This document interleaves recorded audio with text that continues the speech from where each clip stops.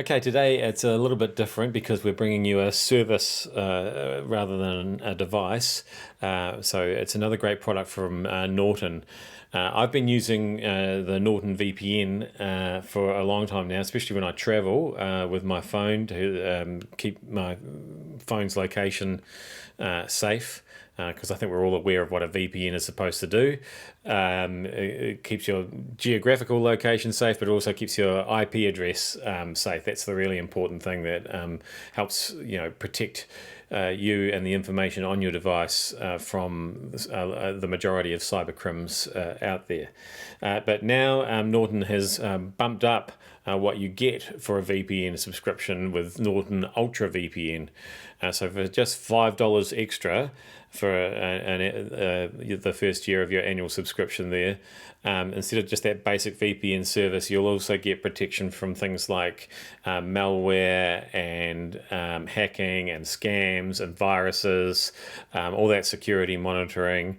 You can create and store passwords, and for that $5 extra, you'll protect you can up to 5 devices at once rather than just one.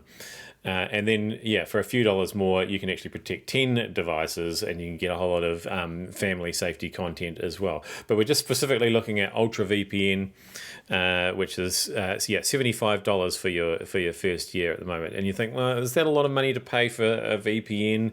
There are free products out there, or certainly cheaper products, and that's true.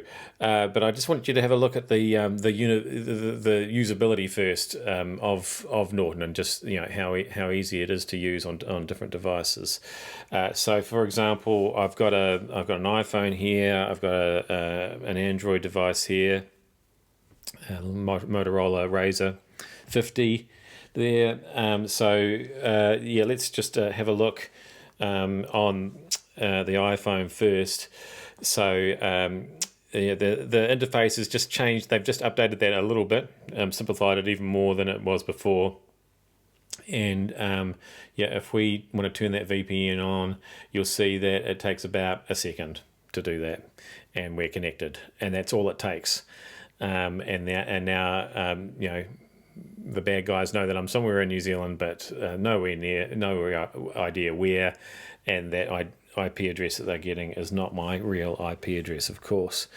So same thing. If I just show you on the Android device here, so exactly the same or very similar interface there. And once again, if we just turn that on, you'll see that.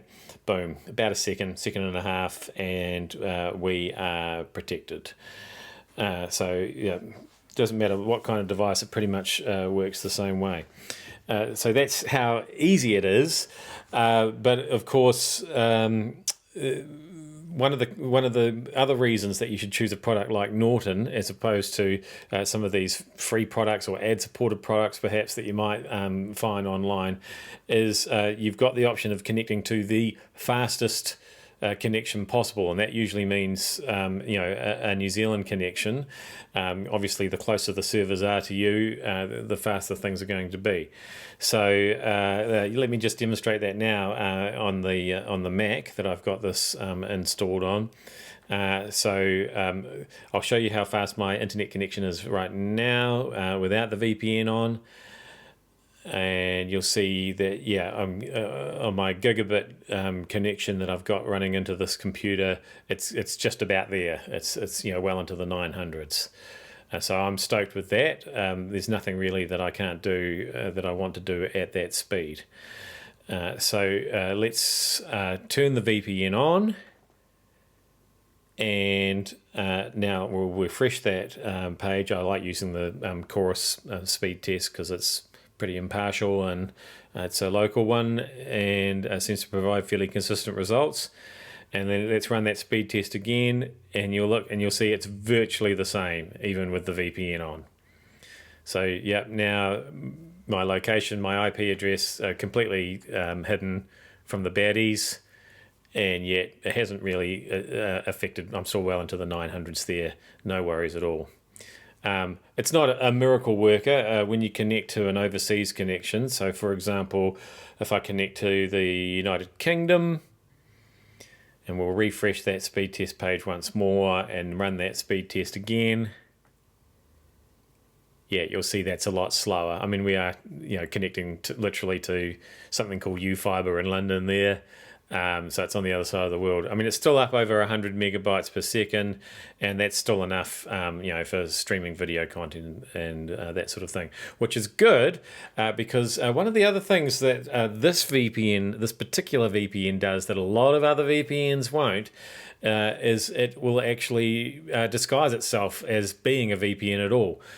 So I don't know if you've been to sites like the BBC iViewer or the ITV site in the UK, or perhaps the ABC in Australia, and tried to stream their stuff. They can be pretty fussy about where you're trying to stream from, which I've always found a bit weird. It's a free service for people in those countries, but yeah, for some reason you can't access that content from here in New Zealand.